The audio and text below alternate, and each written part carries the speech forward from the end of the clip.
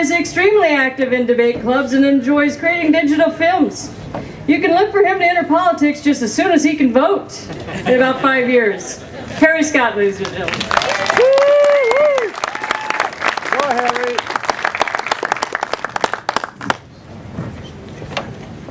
Well, all right, thank you. There was a little Saturday Night Live skit a while ago about debt consolidation. Did you know that millions of Americans live with debt they cannot control? That's why I developed this unique new program for managing your debt. It's called Don't Buy Stuff You Cannot Afford. Let me see that. If you do not have any money, then you should not buy anything. Sounds interesting. Sounds confusing. I don't know, honey, this makes a lot of sense. There's a whole section here on how to buy expensive stuff using money you've saved. It's hilarious because it's true. It's so simple, yet our Congress just doesn't seem to get it. In this current economy, I think it's time to use this program. Consider, for example, that on June 15th of 2009, the Seattle Times reported that the taxpayers had ponied up $800,000 for a purple starship, a spotted red dragon, and a green jellyfish at the new Beacon Hill station. $800,000 is enough to insure 325 people on the state's basic health plan for an entire year. According to Amber Gunn, the Evergreen Freedom Foundation's director of the Economic Policy Center. So let me get this straight. 9% of our population is plain old unemployed. The other 91% is tight on money. And then we spend $800,000 on art. Come on, whatever happened to responsible spending? Yeah. Unfortunately, I don't have all day to go through the stimulus bill, but I'll just go through a couple lovely uses of federal money.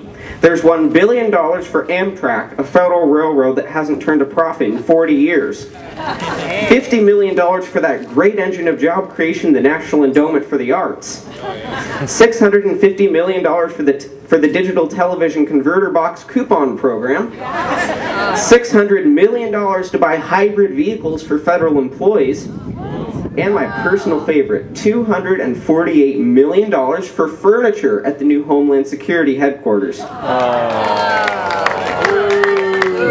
While all of this is happening, North Korea is going ballistic, quite literally. Osama bin Laden issues more new threats. Airplanes are falling all around us. And while all this is happening, the government says to spend, spend, spend. Ladies and gentlemen, I am 13 years old. I do not own a credit card or even a bank account. I haven't invested in stocks, and the money I collect at Christmas and at my birthday goes mainly to contributing to the American economy. In other words, I am, by definition, a very responsible citizen. You would think I wouldn't be in debt because I've never bought anything without money, but the truth is, I was $37,000 in debt last month. Spread over my lifetime, that will probably amount to around $600 per year. The problem is, that's on top of the normal taxes, and the other debt from future wars, and stimulus packages, and cap and trade, and socializing our healthcare system, and all the other lovely things on the floor of the Senate. You also have to take this into account. The current government has doubled the national debt within 6 months. The first 6 months of their terms. They have 18 months to 3.5 years left in office. What more debt will they pass? How about our lovely new cap and trade bill? That alone will put tens of millions more people on the streets and the welfare that comes along with it. And what of socializing our healthcare system? That will put us several trillion more in debt, and there will be fewer people to pay for it because there will be more deaths.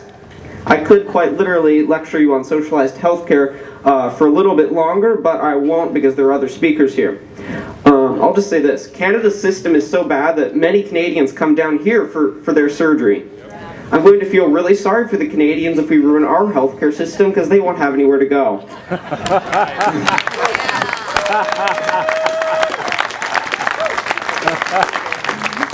Right now, America has the luxury of an actually relatively decent healthcare system compared to Europe and Canada. Sure, it's got problems, but we're still better off than Canada, eh? How about this for an economic recovery plan? The Constitution! Yeah! Yes!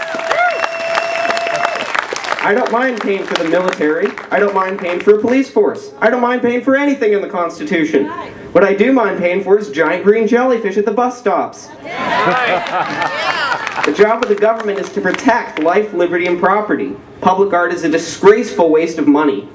If we found the DNA of George Washington and cloned him back to life, you'd probably collapse and die from seeing what our country is doing. 100 years from now, what is going to matter? I think stopping North Korea and the communism alongside it might matter, but no, we've got more important things to do. Well, guess what? If we all get nuked, the green jellyfish aren't going to matter very much. I think in the next... Get it, Harry. I think in the next election we need to ignore whenever we can whether there's a D or an R or an L or an I underneath the names of the candidates and check and make sure they believe in national security before art. Yes. Check and see if they believe in the Constitution. Yes. Check and make sure their brain is in the right place, or at the very least make sure they have a brain at all.